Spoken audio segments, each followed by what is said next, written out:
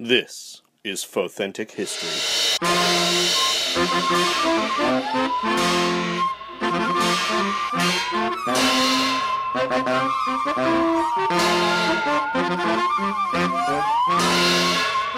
Hello and welcome to the show. I'm Holly Fry. And I'm Brian Young.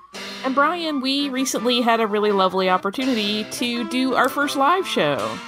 We did. That was really interesting. Salt Lake Comic-Con invited Holly to fly out, and since I live here, they didn't have to fly me out at all, so I was just like free and easy. And we did a live show in front of an audience, which was weird because we've never done this in front of people before. Correct, and we sort of have the unique happenstance to be doing this at that show in front of a live audience when really we had only had, 2 episodes out, and a lot of people didn't even know what they were there for. Yeah, but that ended up being sort of fun. Themselves. It ended up being very, very fun, and there were some people that really seemed to dig it and were kind of surprised by what it was in a good way. So thank you to everyone who came out. Thank you to Salt Lake Comic-Con for having us. That was so lovely, and they're always so kind. I really love that show. Yeah, no, it's one of my favorite conventions in the country, and I'm glad that we got to do it, and I'm glad that we got to do it with a subject that I was really fascinated by. I think you put together a really great episode, and I learned so much reading it. I learned so much researching it. So should we hop right into it and share it with the listeners? Let's. Perfect. So without further ado, the Eugenics War. So should we kick off? Yeah. Okay, so it is fairly common knowledge that the 1990s on Earth were a spectacularly dicey time. But today we're going to talk specifically about the years from 1992 to 1996, during which time the globe was basically gripped in a world war, which would later be referred to as the Eugenics Wars. It didn't get that name until later on. One of the things we should mention about Khan Noonien Singh, who figures prominently in this piece of history, is the sometimes disparate accounts of his life. This is, as anyone who studies history knows, a not uncommon phenomenon when dealing with figures who are larger than life. As different historians pen their own interpretations of events as developed through their own research, sometimes that picture shifts a little bit, which unfortunately can lead to confusion. So, I mean, you were working with a lot of different sources on this one. Yeah, different historians are always going to have their own lens, and they'll look at history differently. So when you're reading their work, it may not always line up. So just as we continue, know that there may be variations in Khan's biography and the Eugenics Wars that, like I said, don't 100% line up, and we're going to try to walk you through the alternating accounts and note when they deviate. So to talk about this brutal period, we have to go back a couple of decades earlier. In the second half of the 20th century, a group of scientists had the idea to improve the human race through a selective breeding program. Their work, codenamed Chrysalis and carried out in a subterranean laboratory complex in India, was controversial. Remnant records of the work done at the compound are spotty at best. And we'll talk about that, why there aren't that many physical records remaining. And the impetus to explore this area of science has been framed by some historians as really fundamentally altruistic. After the first half of the 20th century had been so marked by conflict from 2 world wars, the idea of creating a better race of humanity was, for at least some of the scientists involved, seen as this way to hopefully rise above the human proclivity for war and usher in this time of peace and just improved achievement for everyone. Other versions of history indicate that the real motivation was the desire to create incredibly resilient super soldiers. Because of the shadowy nature of the program, the real truth may never be known. So over the course of the 1960s and 1970s, a number of prominent world geneticists went missing. And while most people have had no idea what was happening to these scientists or where they had gone, for the most part, they had all quietly and voluntarily slipped out of their lives to devote themselves full-time to the Chrysalis Project. And in their eyes, the future humans that they would create would be not only better, but also healthier, more intelligent than any of the humans that we were just naturally producing through natural procreation. As embryos were cultivated in an artificial growth medium, their numbers were pared down as the best specimens revealed themselves. And those were then implanted in volunteer surrogate mothers, including virtually all of the women scientists involved in the project. And this is kind of a really interesting deviation from the way a lot of science is conducted. Like, normally you do not become part of your own experiment. So that kind of gives you a little insight into sort of the fervor behind this decision on the part of the people making these moves. I was going to say, that's not like ethical science there. That's not how you do a lab. That's not cool. But in a marked break from the altruistic intentions of many of the members of the Chrysalis group, a lot of them really did have this idea that it was going to be like this magical, beautiful thing. Dr. Sarina Kayur, who was the director of the project, as well as a few of her close allies within Chrysalis, had a much darker intent. In order to make room for this new race that they were breeding, she and her compatriots in this little sort of subgroup were actually also cultivating biological weapons, primarily a flesh-eating streptococcus, to eliminate humans once they had their master race developed. And we do know those scientists were ultimately successful in creating a small group of so-called supermen who also came to be known as augments. And while these children were smarter and stronger than normal human children, there were some which really evidenced the dangers inherent in this sort of aggressive genetic resequencing and manipulation. And neurological aberrations were a really common problem. They cropped up not just on occasion, but pretty frequently. Occasionally, it would really be evident that there was something deeply wrong going on. They would sometimes have children that would have seizures and illnesses that would later, be classified as a mental illness, but they just called them sort of developmental disorders, and they put them away in their own little space that was not very kind or caring. One of these children was, of course, none other than Noonien Singh, who would become a significant figure in the Eugenics Wars. He was, in fact, carried by Dr. Kayur, and she had a special attachment to and pride in him, as he was one of the most promising children in the program. And this is one of those points where we have to discuss that there are alternating versions of this history. So there have been rumors that, in fact, young Noon had been selected for the program as a human boy, as an orphan that was on the streets of India, who was basically snatched up by this program and then subjected to genetic resequencing to improve his intelligence and strength, rather than being carried as a fetus and developed from a false conception. Also rumored is that Noon would purposely injure himself, sometimes quite severely, not out of the sort of emotional instability that normally manifests such behaviors, but out of a desire to see how fast and how well his enhanced biology could repair itself. And the work of the Chrysalis project was cut short when the nuclear generator that powered the facility was, by some accounts, sabotaged by a shadow intruder. And while the facility was largely evacuated before the self-destruct sequence was completed, Dr. Kayur was not willing to leave, and she was killed in the explosion. This incident was reported to the public as India's first underground nuclear test, presumably as a cover story, but who planted that story still remains a mystery. Certainly, in order to carry out the work being done at Chrysalis, the scientists there had to have had allies who wielded immense power. And one of the alternate stories of Khan's youth suggests that he did, in fact, reach adolescence within the program, rather than it having been destroyed when he was still a very young boy. And the account that follows this narrative indicates that in a particularly brutal and ruthless move, Khan led a coup of the genetically enhanced adolescents over the doctors who ran the program, and they actually killed many of their creators. The children from the Chrysalis program scattered throughout the world or were bred in multiple labs to begin with, if you adhere to the version where they overthrew the scientists who engineered them. And they found themselves in a variety of circumstances. Adjusting to life above ground was challenging, most, whether because of the drastic shift in their lives or due to the genetic tampering that created them, developed significant emotional instability. But just the same, they managed, due to their enhanced intellect, to each find their way into fairly prominent positions in government and science. So now we've got to talk about Khan Noonien Singh now. So as Khan Noonien Singh, a Sikh, reached adolescence and adulthood, his superiority complex grew right alongside his strength and intellect.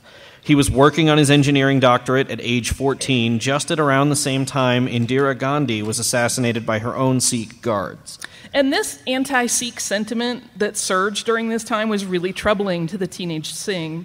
And it planted these seeds of distrust for humanity, in addition to his sense of superiority that was already really blooming in spades over the common man. As he saw the wrongs of the world while he was still a very young man, it catalyzed a desire to bring order to the globe, and allegedly his fellow genetic augments agreed with him, even devising a plan that enabled the leaders among the group to each manage a different part of the globe. But somewhere along the line, that desire on Singh's part, which may have had some fairly noble roots initially, really twisted itself into a belief that he was frankly entitled to rule. He felt that no one else could rival him in intelligence, and thus no one else would be more suitable to lead the world. Some believe that Khan went so far as to catalyze many of the world events that would become significant historical events in the late 1980s. And those who hold to this thinking assert that Khan was inciting uprising and riots, including the protest at Tiananmen Square in China in April of 1989, as well as a means to destabilize world governments and make them ripe for takeover. And by mid-1992, he had definitely rounded up as many of the scattered orphans of the Chrysalis compound as he could, and he had set up his own compound on the Mururoa Atoll in French Polynesia. And this was a decommissioned facility where France had once tested nuclear weapons, but Khan had it refitted to accommodate all of his needs and desires and projects. So there were sumptuous living areas as well as fully staffed and very well-funded scientific labs. And some of the scientists that were working there were actually children that had been part of the Chrysalis Project who had risen to prominence in their scientific fields. He'd also gotten his hands on an Ariane rocket. Mm-hmm. That sounds like bad news. Well, not inherently.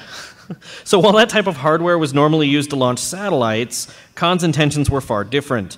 The rocket did carry a satellite, but its intention wasn't to provide communication on Earth or host telescopes for scientific observations of space. Instead, Khan's satellite, which he called Morning Star, was designed to open new holes in the planet's ozone layer, rendering life on Earth susceptible to grave damage from UV radiation. And in northern India, Khan actually had yet another fortress. And this one was really fascinating because it was modeled after the famed Red Fort of Agra. And in case you're not familiar with that original structure, it's a UNESCO World Heritage Site. And it sits near the Taj Mahal. And it was built in the 16th century as the Mughal dynasty's residence. And within its red sandstone walls are these multiple impressive palaces. It was basically a huge compound. So for all the impressive architecture on display, what made the Northern India facility truly remarkable was what wasn't visible. An intricate and robust underground facility hidden away from prying eyes and satellite photography. Yeah, no one could see what he was doing because it was all underground. And there he assembled a group of world dignitaries and power players and military leaders from basically everywhere around the globe. And to them, he announced the Khanate, the New World Order that he was establishing, with himself, of course, as the leader.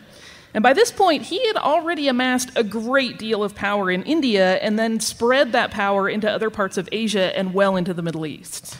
You might think that gathering together a bunch of world leaders and telling them you're going to be their new boss would make some waves.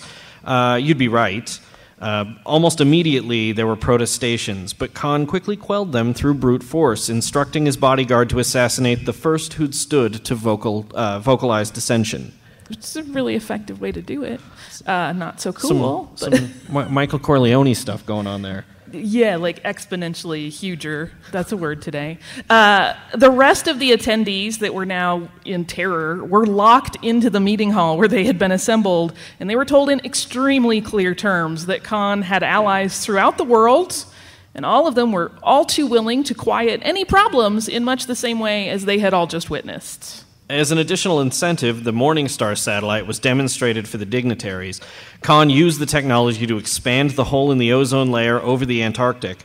With only a brief 5-minute demonstration, the hole was expanded by 20%. And this was followed by the threat of further damage to the Earth's protective stratospheric shield, including targeted attacks over specific populations. And not long after this display to all of these diplomats and leaders, Khan hosted another meeting in India, and this time in his underground facility beneath the Red Fort replica. And to this, he invited only other augments from the Chrysalis Project. And this turned out to be a rather momentous, if dooming, occasion in Earth's history, even if most of Earth had no idea it was happening. It was at that meeting, that underground meeting, that Khan pitched the idea to the other orphans of Chrysalis, who he referred to as his brothers and sisters, that they should band together to create one unified ruling group for the world. And of course, in this plan, Khan placed himself as the significant central figure and the ultimate chief over all of these. And despite their early beginnings together, after the Chrysalis project was broken up, these children who had been genetically engineered had all moved on to their own lives, and a lot of them had developed their own ideologies, and they were not always in line with Khan. While Khan may have considered them siblings, their worldviews were incredibly different and varied, and they didn't all agree with his plan, of course. As you might expect in a group of people who are genetically engineered to have superior strength and intellect, many of them wanted power, and they specifically wanted the same level of power that Khan had sought, but they wanted it for themselves. So this was a crossroads moment for Khan Noonien Singh. He was an incredibly charming man, confident and commanding, and had been more or less able to get his way in his every undertaking. To have the only beings he considered to be anything near to his equals disagree with his vision of a Khanate was startling. But his resolve to rule was greater.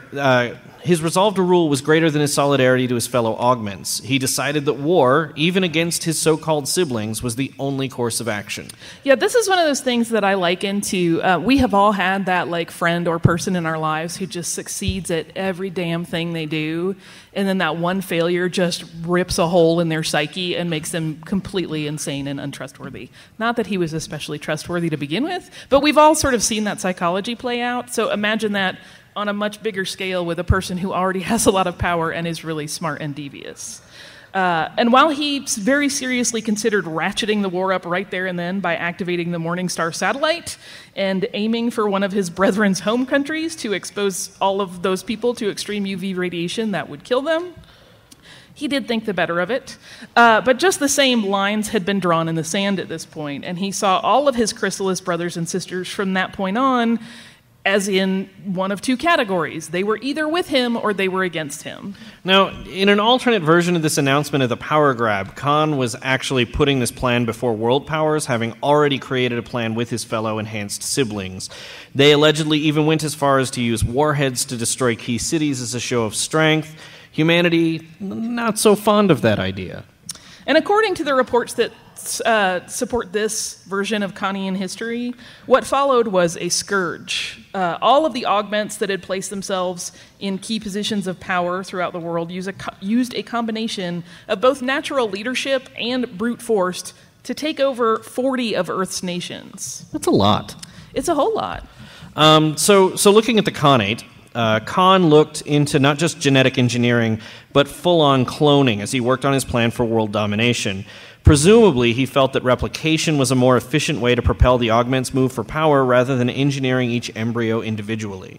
And this hunt for cloning technology led Khan actually into a trap at one point, and it began a very bitter rivalry.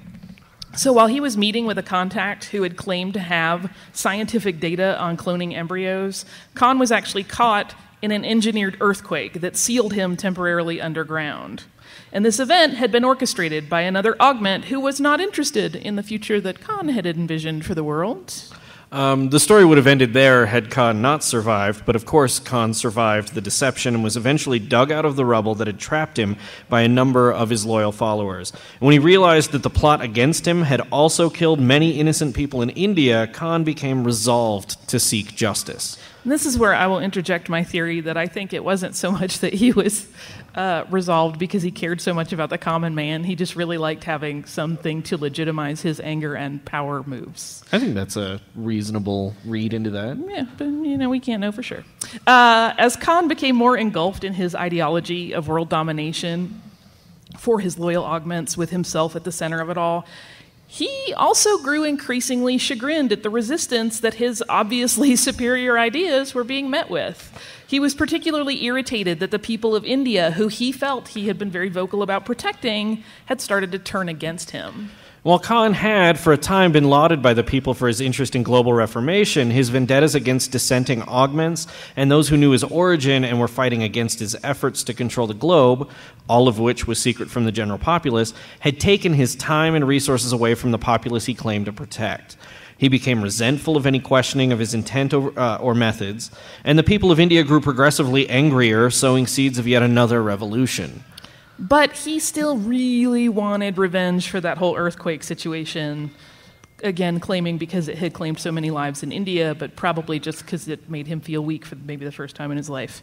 On August 29th of 1994, Vasily Hunyadi, who was a Romanian dictator and the augment who had engineered that quake, addressed the UN. And Hunyadi had been accused of ethnic cleansing. Those were completely valid claims. He, like many other augments, had a superiority complex. Technically, you could make the case that they were superior, but they were also jerks. And he, like Khan, envisioned a superior people led by a superior man. That would be himself and not Khan. Economic sanctions had been brought against him at this point, and his territory had been occupied by NATO peacekeepers, which was a huge affront. He stood before the United Nations to defend his position, claiming that he wanted what was best for his country and its people.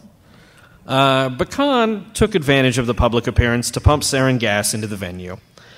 He'd cut a deal with yet another augment, Randall Morrison, an American militiaman, to get a hold of the gas. In one bioterror attack, he not only got his revenge on Hunyadi, but also removed one of his primary competitors for global power. Of course, he also killed many innocent bystanders in the process.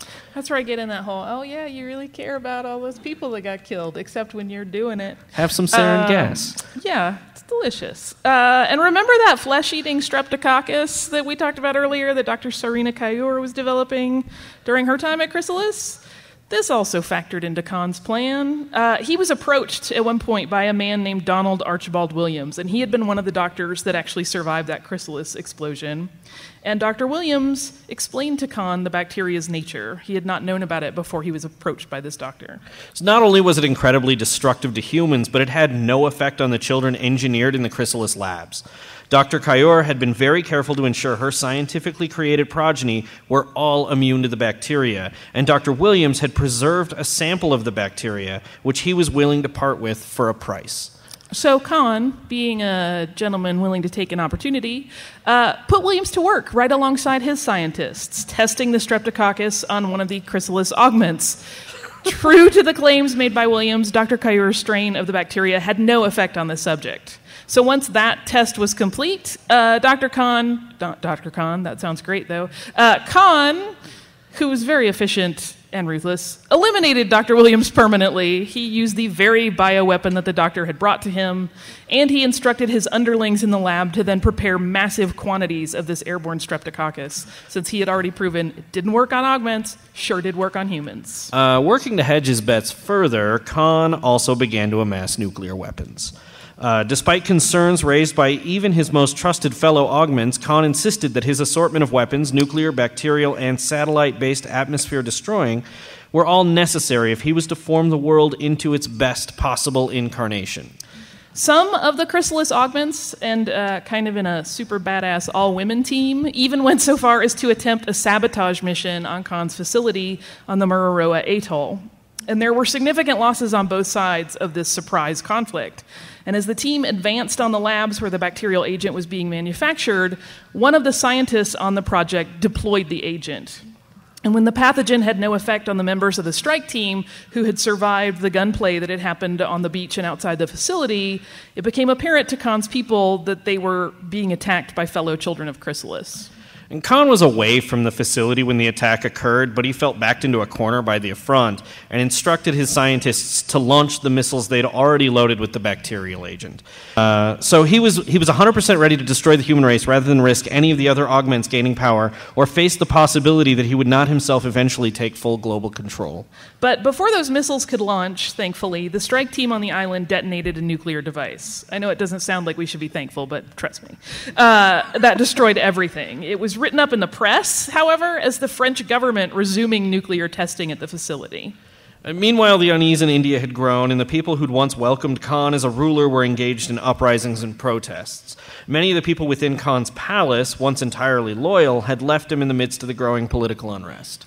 And Khan was really angry that his ambitions were failing, primarily because of what he felt was the human race's weakness. meaning that they weren't willing to blindly accept the world that he was creating for them, and that his actions, however brutal they seemed, were for the good of the world overall, while they were in fact suffering from his decisions to divert government funding and assets into his rivalries instead of the needs of the people.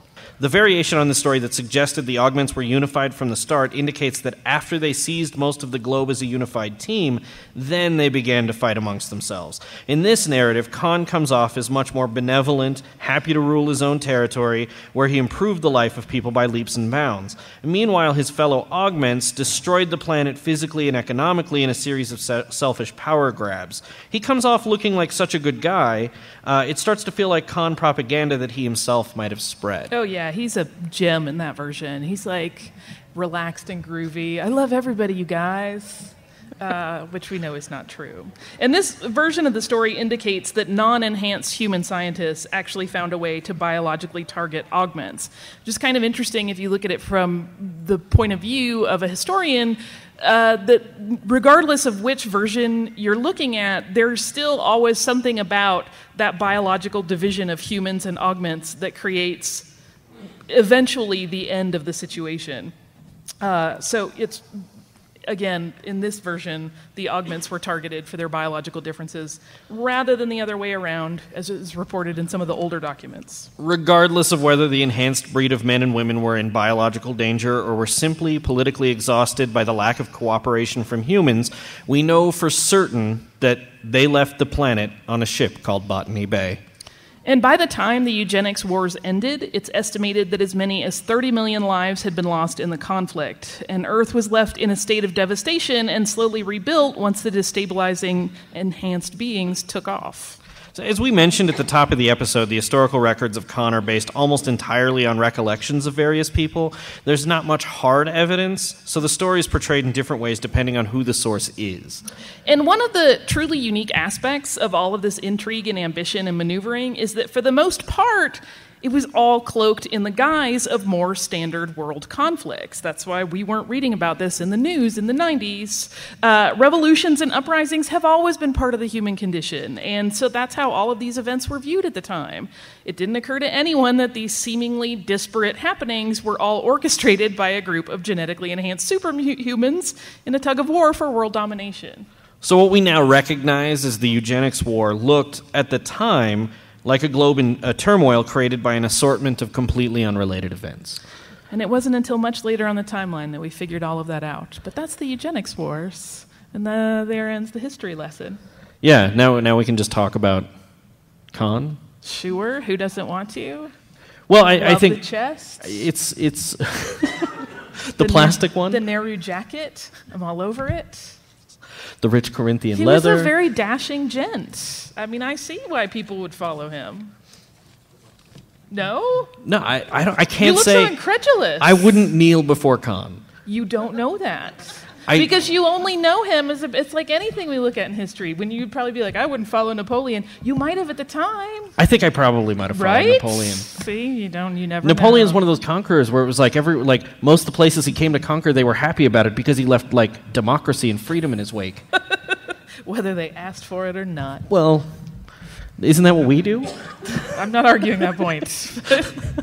So that was our first, hopefully the first of many live show at Salt Lake Comic-Con about the Eugenics Wars, which is a very important time in Earth history. Yeah, it's interesting to think that you've got the Botany Bay out there circling around waiting for who knows what. Yeah. Time will tell. So, do you have, I think a little bird told me, a little bird named Ryan, that you might have some listener mail? I do. So we got some listener mail. We've gotten a lot of listener mail. Most of it has been requests for shows, which we're really excited to dive into, and I don't think we'll ever run out of history topics for this show. But keep those coming. But this is a very, I don't want to say flattering because flattery implies deception, but a very nice email from a listener named Matt Moore. And he says, Holly and Brian, I'm a proponent of sharing praise when it's deserved. The creation, delivery, and maintenance of authentic history falls squarely into that metric. I figured, given your collective experience with podcast, eye for detail, and attention to detail, this was going to be a supremely entertaining lark. It has been that and more consistently week in and week out. I'm partial, really who isn't, to the episodes focused on the events in Star Wars, but I've gotten even more edifying entertainment from those that focused on the Tinker Fairies, which I shared with my daughter who loved it, and the destruction of Toronto as played out in the events of Robotech, also rather timely given the series' appearance on Netflix. It's a rare podcast that informs and entertains at the same time. Fothentic is doing that and so much more. I'm eagerly awaiting the next batch of episodes. Kindly, Matt Moore. Matt, that is so sweet.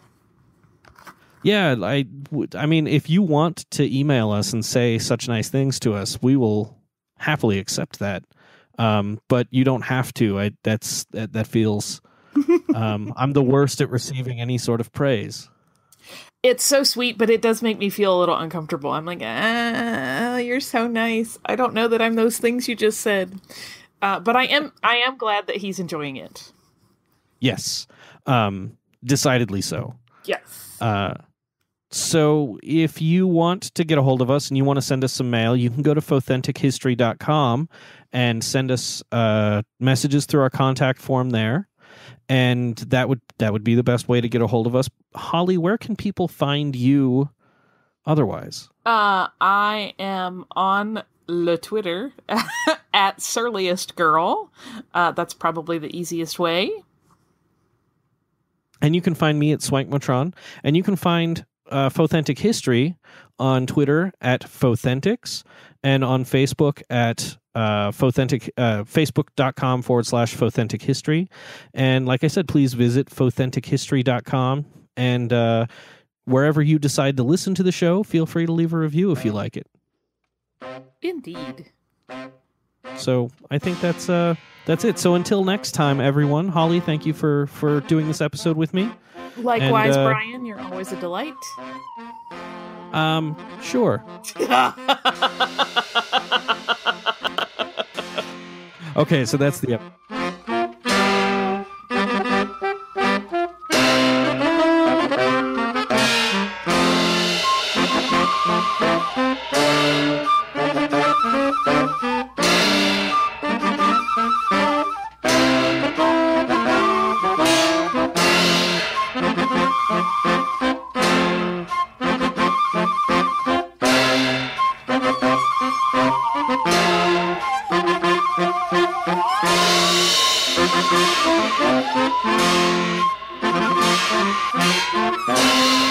Thank you.